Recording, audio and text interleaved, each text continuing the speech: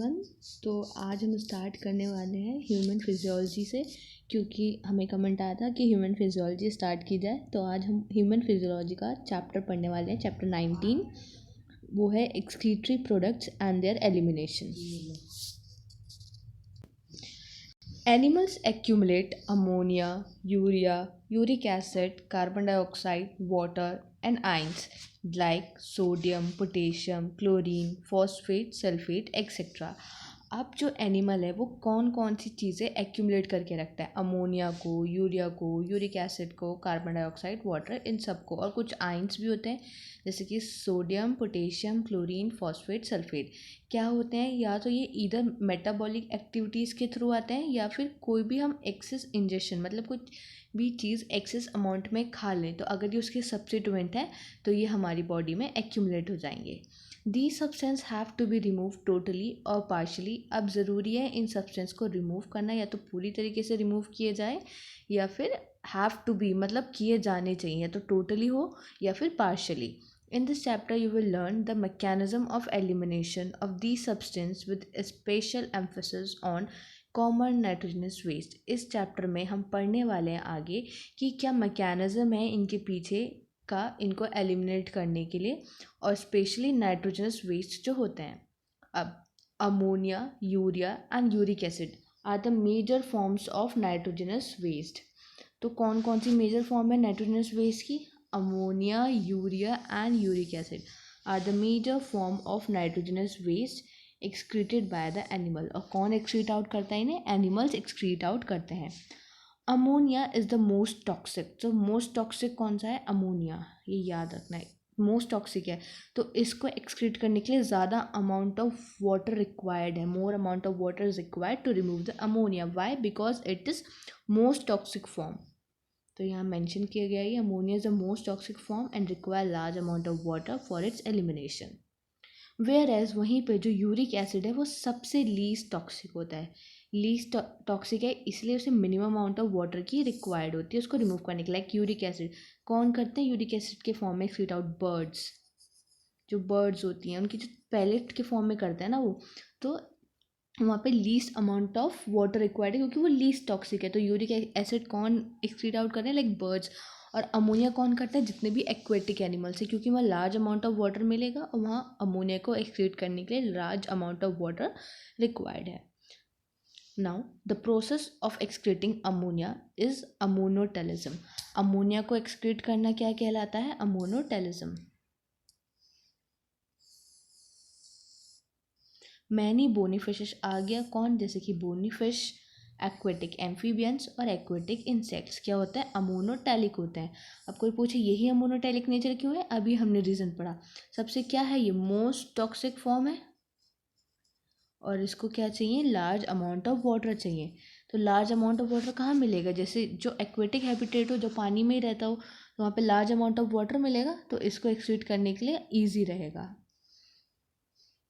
Ammonia, as it readily soluble, is generally excreted by diffusion across the body surface or through the gill surface। अभी कह रहा है कि ये soluble है, रीडली सॉल्युबल है, इसके लिए ये एक्सक्रीट किया जाता है कहाँ से? बॉडी सरफेसेस से और गिल्स से। गिल्स में कहाँ से होगा? फिश में। और फिश में भी वो जब एक्सक्रीट हो रहा होगा तो किस फॉर्म में एक्सक्रीट होगा? अमोनियम आइंस के फॉर्म में।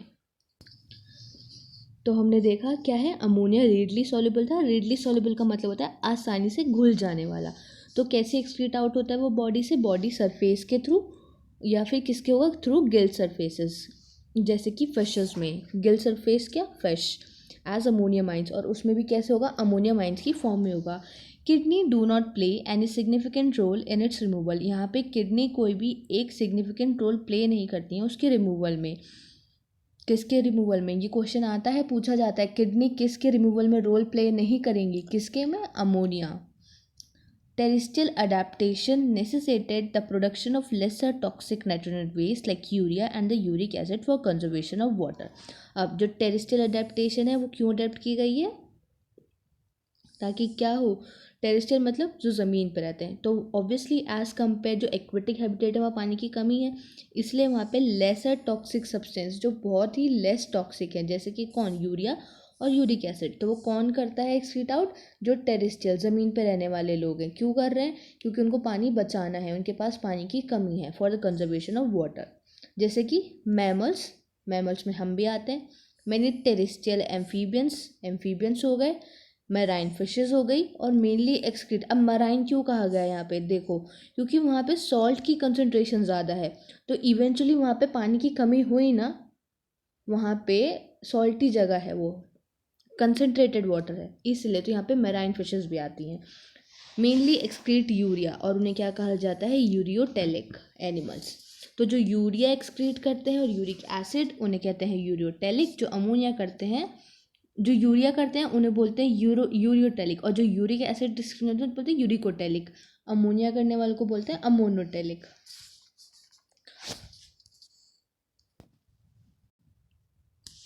Ammonia produce by metabolism. अब जो अमोनिया है वो कहाँ प्रोड्यूस होता है? थ्रू मेटाबॉलिज्म प्रोड्यूस होता है, और उसको कन्वर्ट किया जाता है यूरिया में इन द लिवर। तो कहाँ कन्वर्ट हो रहा है? पूछेंगे कन्वर्जन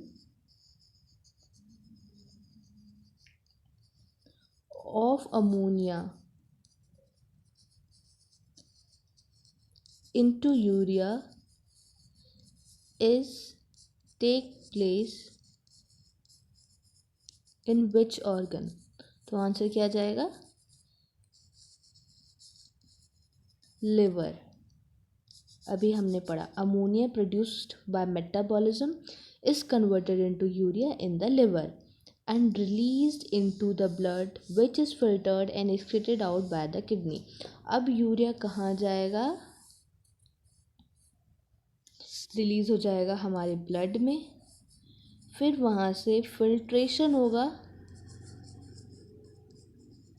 कहाँ होगा उसका फिल्ट्रेशन? किडनी में, और वहाँ से क्या होगा? Excrete out. क्योंकि अभी हमने ऊपर एक लाइन पढ़ी थी, kidney do not play any significant role in the removal of ammonia, तो वो इसी के कंटेक्स्ट में पढ़ी थी। अमोनिया डायरेक्टली एक्सक्रीट आउट नहीं हो रहा, अमोनिया प्रोड्यूस्ड हुआ, कन्वर्ट हुआ यूरिया में, लिवर में, वहाँ से गया ब्लड में, ब्लड से फिल्टर्ड हुआ थ्रू किडनी, फिर एक्सक्रीट आउट हुआ, डायरेक्टली अमोनिया एक्सक्रीट आउट नहीं हुआ। Some amount of urea may be retained in the kidney matrix of some of these animals to maintain the desired osmolarity. अब जो ammonia जो urea था वो completely excrete out नहीं होता है।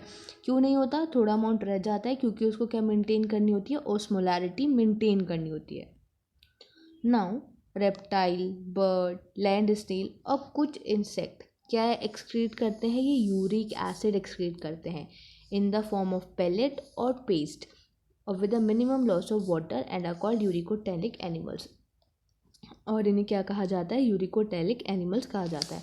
तो अभी तक हमने इस पार्ट में बस इतना देखा कि जो नाइट्रोजनस वेस्ट है वो कैसे एक्सक्रीट आउट होते हैं, कितनी फॉर्म होती हैं। तो कितनी फॉर्म पढ़ी हमने नाइट्रोजनस वेस्ट की?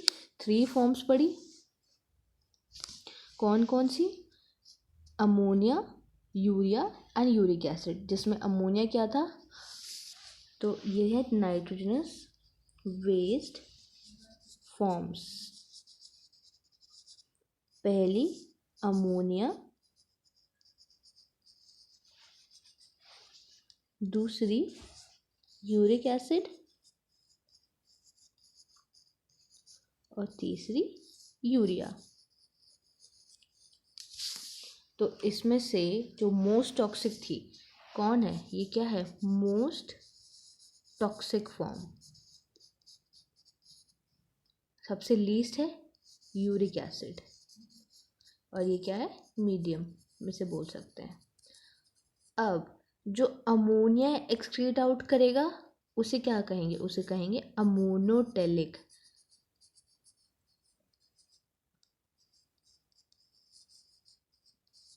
जो यूरिक एसिड एक्सक्रीट करेंगे उसे बोलेंगे यूरिकोटेलिक। क्या बोलेंगे? यूरिकोटेलिक। डिफरेंस है यूरिकोटेलिक और यूरियोटेलिक, और जो यूरिया एक्सक्रीट आउट करेगा उसे कहा जाएगा यूरियोटेलिक। सब जब मोस्ट टॉक्सिक है तो इसे क्या रिक्वायर्ड है? लार्ज अमाउंट ऑफ वाटर, और इनको लीस्ट। तो इस पैराग्राफ में भी हमने यहाँ तक पढ़ा। नाउ आगे मूव ऑन करते हैं। A survey of animal kingdom presents a variety of excretory structures. अब यहाँ से इंपॉर्टेंट है कि इंपॉर्टेंट क्वेश्चंस आते हैं कि किस ऑर्गन में कौन कौन से एक्सक्रीटरी स्ट्रक्चर्स मिलते हैं।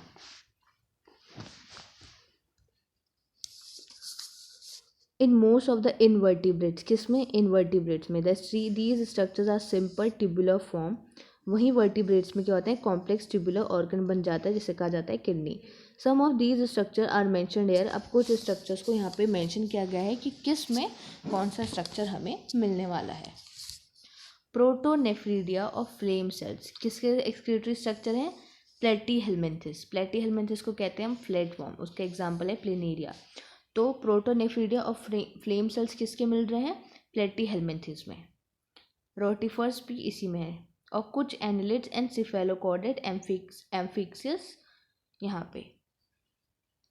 तो प्रोटोनेफ्रीडिया बोल दो या फिर फ्लेम सेल्स बोल दो, कहाँ मिलने वाला है ये? प्लेटीहेलमिन्थेस में। प्लेटीहेलमिन्थेस को हम फ्लैटवर्म भी कहते हैं, उसका एग्जांपल प्लेनेरिया।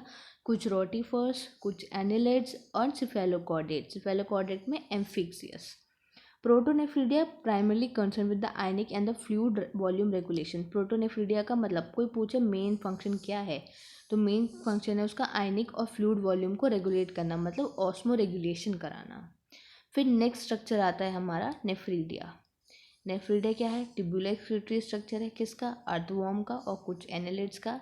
नेफ्रीडिया हेल्प करता है रिमूव करने में nitrogenous waste and maintain a fluid ionic balance, मतलब ऑस्मोलैरिटी। फिर नेक्स्ट हम पढ़ रहे हैं Malpighian tubules, excretory structure of the most of the insect including cockroaches. Malpighian tubule help in the removal of nitrogenous waste and osmo regulation. फिर next है हमारा antennal glands. Antennal glands और the green glands perform the excretory function crustaceans like prawns. तो इसमें कितने structures पढ़े हमने? पहला पढ़ा प्रोटोनेफ्रीडिया और फ्लेम सेल्स, फिर हमने पढ़ा नेफ्रीडिया, उसके बाद पढ़ा हमने मेल्फिजियन ट्यूब्यूल्स, और मेल्फिजियन ट्यूब्यूल्स के बाद पढ़ा हमने एंटीनल ग्लैंड्स। तो टोटल कितने ग्लैंड्स पढ़े हमने इस पैराग्राफ में?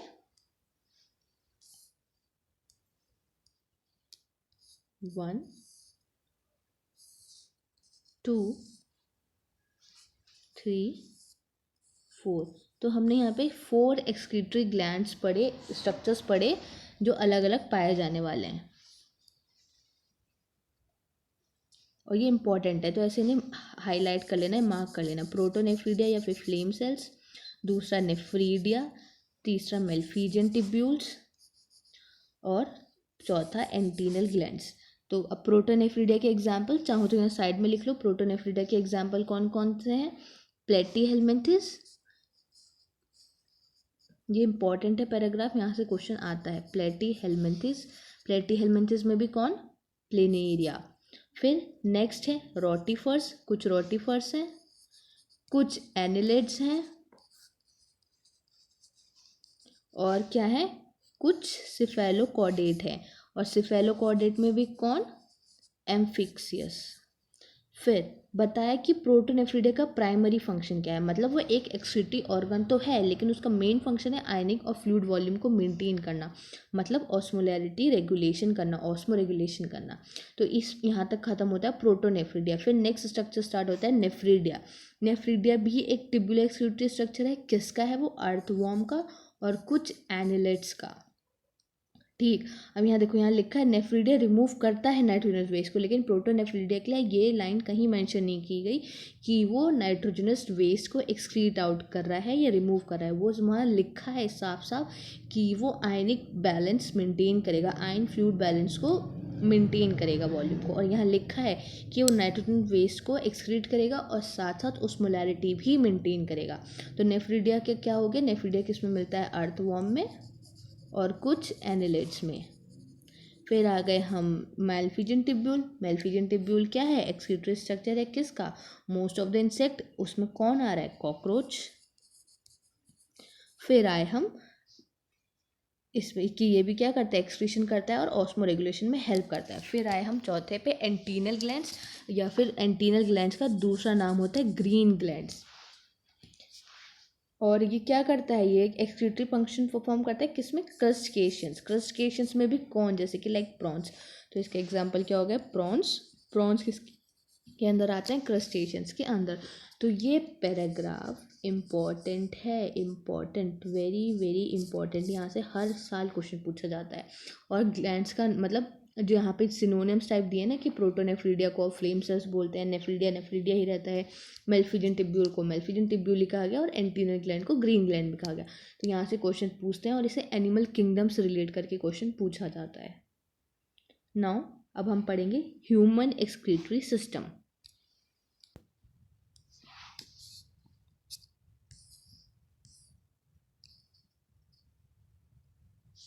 Now, human excretory system. In human, the excretory system consists of a pair of kidney. अब human का जो excretory system है उसके अंदर क्या क्या आते हैं, pair of kidneys, one pair of ureter and a urinary bladder and a urethra. तो ये important है, यहाँ लिख लो या इसमें देख सकते हो, लिख लो क्या है, पेयर है किडनी का, एक पेयर है यूरेटर, ये है pair of kidney, pair of kidney.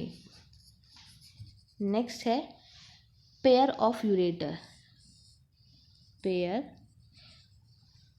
Of ureter. Next है एक यूरेथ्रा, ये रहा। तो यूरेथ्रा एक, यूरेटर दो, किडनी भी दो। ये क्या है, ह्यूमन एक्सक्रीटरी सिस्टम में क्या क्या आते हैं। किडनीज कैसी होती हैं, reddish brown, bean shape structure, situated between the level of last thoracic and third lumbar vertebra, close to the dorsal inner wall of the abdominal cavity। तो ये पोजीशन भी इसकी इम्पॉर्टेंट है। किडनी कैसी है, रेडिश ब्राउन है। कैसी है, बीन शेप स्ट्रक्चर है, दे रखा है ना, रेडिश ब्राउन और बीन शेप स्ट्रक्चर। कहाँ सिचुएटेड है, between the level of last thoracic vertebra. Thoracic total T12 होता है, तो लास्ट थोरेसिक वर्टिब्रा और थर्ड लंबार वर्टिब्रा। जैसे ये T12 तक होता है, 1 से लेकर 12 तक जाएगा, और फिर यहाँ से स्टार्ट होता है L1 L2 L3 L4 L5 तक जाता है। तो कहाँ तक है किडनी की पोजीशन, T12 से लेके L3 तक, यहाँ यहाँ इस पोजीशन में लाई करती है हमारी किडनी। सपोज ये हमारा ट्रंक है, ये यहाँ पे T12 तक आ गए, फिर यहाँ T12 से ही लंबा 3 तक आ जाएगा, यहाँ पे मिलेंगी हमारी किडनीज।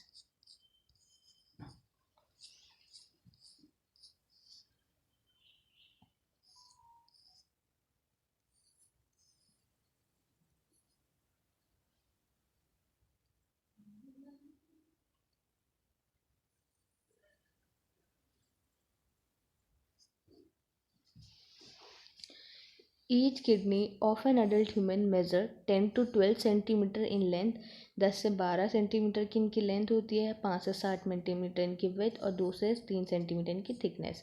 एवरेज वेट जाता है इसका approx 120 to 170 gram. Toward the center of inner concave surface of the kidney is a notch called hilum। अब जैसे ये किडनी है, ये इसका नॉच है, ये जो नॉच टाइप स्ट्रक्चर है इसे कहा जाता है hilum.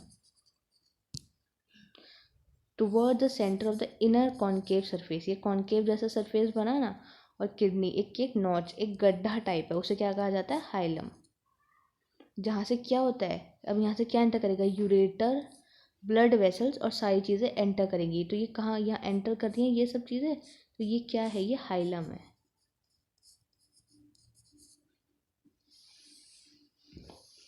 Inner to the hilum, अब हाइलम के अंदर चलें तो वहाँ क्या मिलता है, एक ब्रॉड फनल शेप्ड का स्पेस, एक बड़ा सा स्पेस मिलेगा फनल शेप जैसा, उसे कहेंगे हम रीनल पेल्विस। देखो ये क्या है, ब्रॉड फनल शेप है, इसे कहा गया है पेल्विस और रीनल पेल्विस। अब जब उसके अंदर चलेंगे तो वहाँ प्रोजेक्शंस मिलेंगे, ये प्रोजेक्शंस दिख रहे हैं, ये प्रोजेक्शंस हैं, इसी को बोलते हैं हम कैलेक्स। इसके प्रोजेक्शंस को कहा जाएगा calyces. The outer layer of kidney is tough capsule, जो आउटर लेयर बाहर की लेयर है वो क्या है, एक टफ कैप्सूल लाइक है। Inside the kidney there are 2 zones, अब किडनी के अंदर 2 जोन्स मिलते हैं, कौन कौन से, आउटर कॉर्टेक्स, इनर मेडुला। मान लो ये तुम्हारी किडनी है पूरी, तो ये अंदर प्रोजेक्शंस आ गए कैलेक्सिस। तो ये आउटर पार्ट इसे कहा जाएगा कॉर्टेक्स, और जो इसके अंदर का पार्ट है उसे कहा जाएगा मेड्यूला। यहाँ मेंशन भी है, ये इनर पार्ट मेड्यूला और ये कॉर्टेक्स। तो जो इसे थोड़ा साफ कर देते हैं तो साफ दिखाई देगा।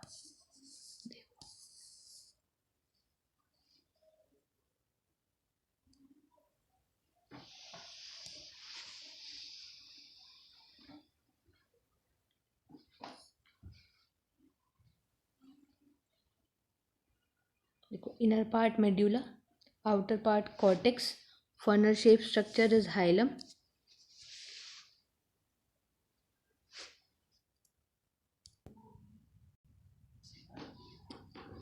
ये हो गया नॉच। देखो ये नॉच लाइक स्ट्रक्चर, तो इस नॉच को बोला गया हाइलम।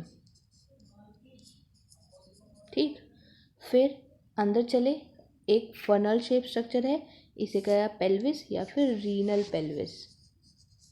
फिर उसकी ही प्रोजेक्शंस, ये जो प्रोजेक्शंस हैं उसे कहते हैं हम कैलेक्स। फिर आगे चले, किडनी दो पार्ट में डिवाइड है। आउटर पार्ट मतलब दो जोन्स में बोल सकते हैं। आउटर पार्ट होता है कॉर्टेक्स, तो यहाँ लिख लो आउटर जोन। ये मेड्यूला अंदर वाला पार्ट, इसे बोल दो इनर जोन।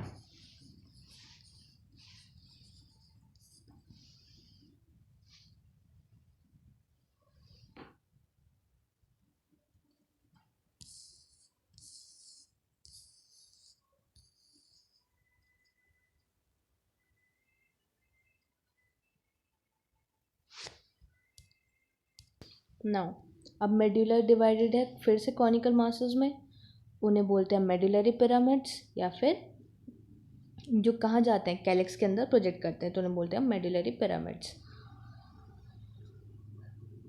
अब जो कॉर्टेक्स है एक्सटेंड होता है, कहाँ एक्सटेंड होता है? In between the medullary pyramid as a renal column और कॉलम ऑफ बर्टीनी। तो इसे क्या तो क्या कहते हैं हम, रीनल कॉलम या फिर कॉलम ऑफ बर्टीनी। क्या है ये? जहाँ कैलिक्स एक्सटेंड कर रहा है उस रीजन को कहा गया है रीनल कॉलम और कॉलम ऑफ बर्टीनी। अब इसका डायग्राम देखते हैं। ये देखो,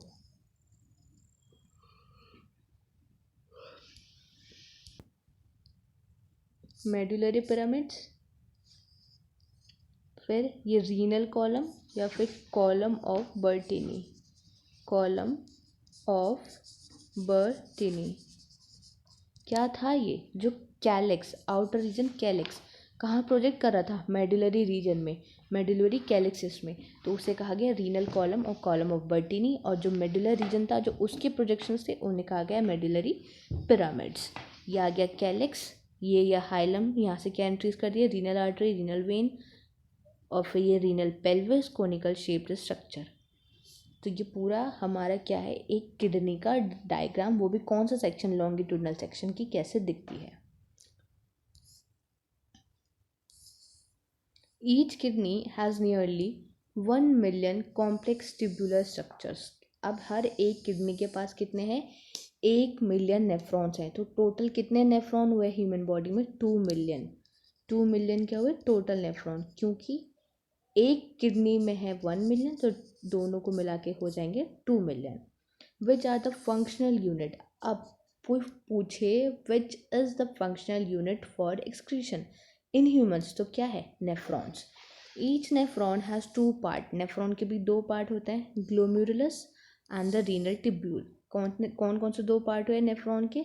ग्लोम्युरुलस एंड द रीनल टिब्यूल।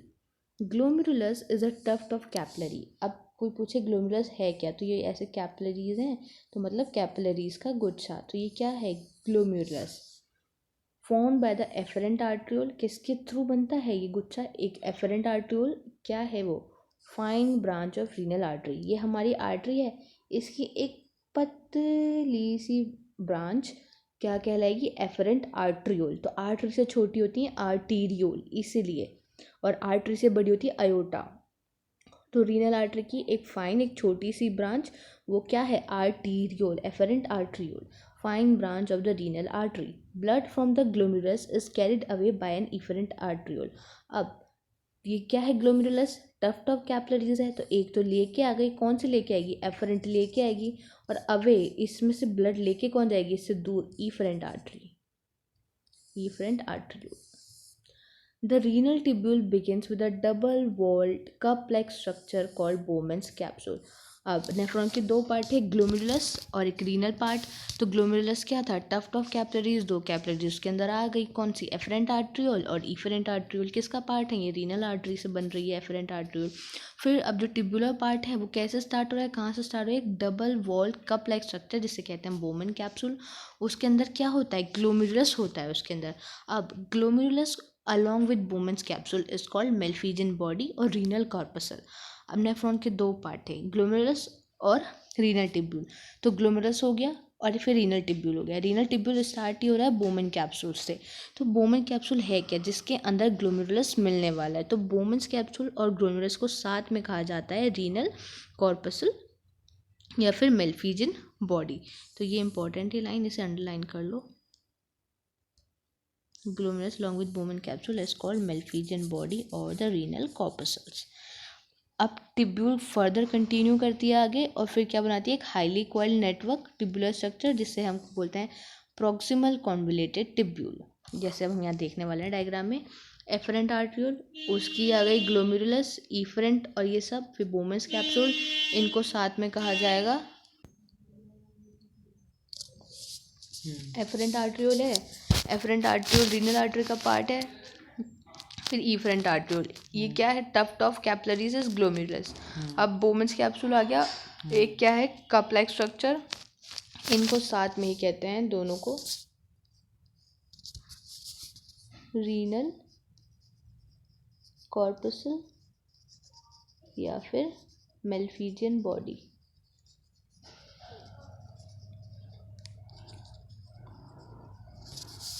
फिर अब ये टिब्यूलर पार्ट आगे कंटिन्यू करता है, एक हाईली कॉइल्ड स्ट्रक्चर बनाया जिससे कहा गया प्रॉक्सिमल कॉन्वोल्यूटेड टिब्यूल। फिर फर्दर आगे कंटिन्यू करेगा, बनाएगा हेनलेज लूप जिसके दो पार्ट होते हैं, descending limb of loop of Henle और ascending limb of loop of Henle. ये इधर डिसेंडिंग पार्ट और इधर असेंडिंग पार्ट। अब फिर आगे जाके वो और बनता है, फिर वो बनाता है डिस्टल कॉन्वोल्यूटेड टिब्यूल और लास्ट में बन जाता है कलेक्टिंग डक्ट। तो ये क्या है, एक नेफ्रॉन का स्ट्रक्चर हो गया। दिया हुआ है, a diagrammatic representation of a nephron showing blood vessels, duct and tubules। Now PCT बन गई थी, proximal convoluted tubule। अब आगे क्या बनेगा, a hairpin shaped Henle's loop, जो एक क्या है, नेक्स्ट पार्ट है किसका, टिब्यूलर पार्ट का ही, which has a descending and ascending limb. मैंने अभी बताया ये दो पार्ट होंगे। अब असेंडिंग लिम्ब फिर आगे कंटिन्यू करेगी दूसरे हाईली क्वाइल्ड टिब्यूलर रीजन में जिसे कहेंगे डिस्टल कॉन्वोल्यूटेड टिब्यूल या DCT। अब DCT बहुत सारे नेफ्रॉन्स की ओपन हो जाती हैं एक स्टेक ट्यूब में, उसे कहा जाता है कलेक्टिंग डक्ट। मैनी, अब देखो यहाँ क्या, DCT of many nephron open into a straight tube called a collecting duct. तो कलेक्टिंग डक्ट जो है एज अ नेफ्रॉन का पार्ट के अंदर कंसिडर नहीं होगी, वो वहाँ पे जाके DCT खुल रही है बहुत सारे नेफ्रॉन की, तो उसे बोलते हैं हम कंडक्टिंग डक्ट। तो जो नेफ्रॉन के जो पार्ट हुए, क्या क्या हुए, afferent arteriole, efferent arteriole, glomerulus वाला पार्ट हो गया, बोमेन कैप्सूल और रीनल टिब्यूल फिर फर्दर कंटिन्यू करके, और टिब्यूल में भी कितना part, proximal PCT, then DCT proximal, फिर देन लूप ऑफ हेनले, फिर DCT, ये इसके पार्ट हुए पूरे। मैं अब आगे, many of which converge and open into renal pelvis through medullary pyramid in the calyxes। अब कलेक्टिंग डक्ट होती है, फिर कलेक्टिंग डक्ट बहुत सारी कन्वर्ज होकर खुलती है रीनल पेल्विस में थ्रू मेडुलरी पिरामिड, किसके अंदर, कैलिसिस की फॉर्म में। द मेल्फिजियन कॉर्पसल, अब जो मेल्फिजियन कॉर्पसल थी या फिर जो रीनल कॉर्पसल्स थी, PCT DCT of the nephron are situated in the cortical region of the kidney. तो ये सारे रीजन कहाँ आते हैं, कॉर्टिकल रीजन में। अभी हमने पढ़ा था कि किडनी दो जोन्स में, दो एरिया में पार्ट है, मेडुलर रीजन क्या था, इनर वाला, आउटर वाला था कॉर्टेक्स। तो मेल्फिजियन बॉडी या फिर Malpighian corpuscles, PCT proximal convoluted tubule, DCT distal convoluted tubule, ये नेफ्रॉन की ये सब सिचुएटेड हैं कॉर्टिकल रीजन में। वहीं पर जो लूप ऑफ हेनले है वो कहाँ डिप होती है, मेडुलरी रीजन में। इन मेजॉरिटी ऑफ नेफ्रॉन, ज़्यादा नेफ्रॉन्स में जो लूप ऑफ हेनले होती है क्या, शॉर्ट होती है। Loop of Henle is too short and extend only very little into the medulla. मतलब कि इतनी छोटी होती है वो मेडुला में एक्सटेंड कर ही नहीं पाती, मतलब बहुत ज़रा सा पार्ट आता है, जैसे कॉर्टेक्स और ये मेडुलरी रीजन। और ये क्या है हमारा, नेफ्रॉन का loop of Henle. Such nephrons are called cortical nephrons. तो जो छोटे, जिनकी लूप ऑफ हेनले छोटी होती है, उन्हें क्या कहते हैं, हम कॉर्टिकल नेफ्रॉन्स कहते हैं। और कुछ नेफ्रॉन्स में जो लूप ऑफ हेनले होती है बहुत लंबी होती है, डीप जाती है मेडुला में, और उन नेफ्रॉन्स को हम कहते हैं जेक्स्ट्रा मेडुलरी नेफ्रॉन्स।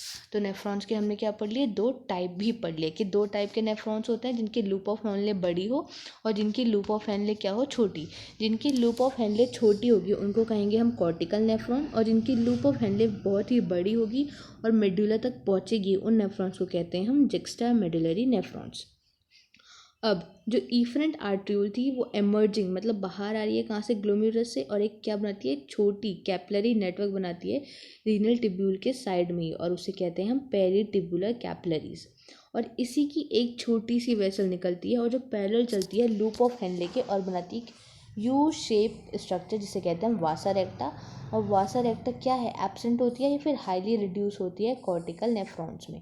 क्योंकि क्या है, वासा रेक्टा कहाँ, लूप ऑफ हेनले की तरफ चल रही है। अब लूप ऑफ हेनले ही छोटा है कॉर्टिकल नेफ्रॉन में, तो वासा रेक्टा भी बहुत ही छोटी होगी और बहुत ही रिड्यूस फॉर्म होगी। तो यहाँ पे ये पूरा हमारा नेफ्रॉन का पार्ट खत्म हो गया।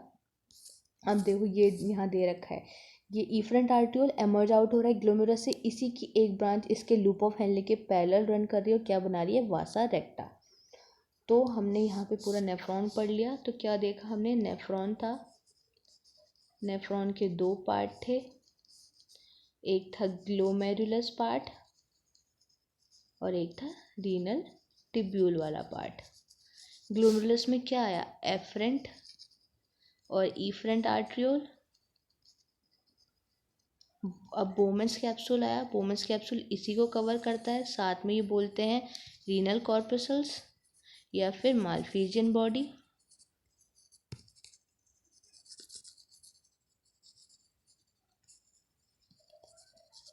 फिर हमने रीनल टिब्यूलर पार्ट देखा, किस में डिवाइड होता है ये, पीसीटी, लूप ऑफ हेनले और डीसीटी। अब बहुत सारी डीसीटी से जाके कहाँ खुलती हैं, कलेक्टिंग डक्ट में। कलेक्टिंग डक्ट जाके कहाँ खुलती थी, रीनल कैलेक्सिस में, जो हमने पढ़ा था अभी। तो ये पूरा यहाँ नेफ्रॉन ख़त्म हो गया हमारा। फिर हमने देखा नेफ्रॉन के दो टाइप्स देखे, टू टाइप्स। कौन से देखे, juxta nephron, juxta medullary nephron और कॉर्टिकल नेफ्रॉन्स। ये टाइप किस बेसिस पे डिवाइड है कि किसमें लूप ऑफ हेनले कितनी बड़ी कितनी छोटी होगी। तो लूप ऑफ हेनले छोटी मिलेगी कॉर्टिकल नेफ्रॉन्स में, बड़ी मिलती है जक्स्टा मेडुलरी नेफ्रॉन्स में। अब वहीं पे इफरेंट आर्ट्रियोल से एक ब्रांच निकलती है जो पैरेलल रन करती है लूप ऑफ हेनले के, और क्या बनाती है, वासा रेक्टा। वासा रेक्टा भी क्या होती है, हाईली रिड्यूस या एब्सेंट होती है कॉर्टिकल नेफ्रॉन्स में। यहाँ से पहले निकलती है एफरेंट आर्ट्रियोल, फिर बनाती है पेरीटिब्युलर कैपिलरीज, इसे बोलते हैं पेरीटिब्युलर कैपिलरीज। पेरीटिब्युलर कैपिलरीज की एक ब्रांच निकल के बनाती है वासा रेक्टा। तो यहाँ पे नेफ्रॉन पूरा ख़त्म हो गया, हमने पढ़ लिया कहाँ कौन कैसे जाके खुलता है। फिर हमने देखा ये लिखा है, देखो बहुत सारी कलेक्टिंग डक्ट कन्वर्ज होती है और कहाँ खुलती है, रीनल पेल्विस में, through medullary pyramids in the calyx. तो ये यहाँ पे नेफ्रॉन और ये पूरा पढ़ लिया। अब नेक्स्ट वीडियो में हम पढ़ने वाले हैं कि यूरिन फॉर्मेशन क्या होता है, यूरिन फॉर्मेशन कैसे स्टार्ट होती है, और इसको एक बार दोबारा आप रिवाइज कर लेना अच्छे से, ताकि ये टॉपिक क्लियर हो जाए। इतना पार्ट जितना भी हमने पढ़ा है, क्योंकि ये इंपॉर्टेंट चैप्टर है, और यहाँ पे जो एक्सक्रीटरी स्ट्रक्चर्स वाला पार्ट था वहाँ से क्वेश्चंस आते ही आते हैं, पूछा जाता है। और बच्चों को इसमें भी कन्फ्यूजन होता है कि नेफ्रॉन के कितने पार्ट हैं, कितने टाइप हैं, कौन किस बेसिस पे वो डिवाइड है, कलेक्टिंग डक्ट नेफ्रॉन का पार्ट है नहीं है। तो ये सब एक बार पढ़ना, अच्छे से क्लियर हो जाएगा। तब तक के लिए thank you and bye bye.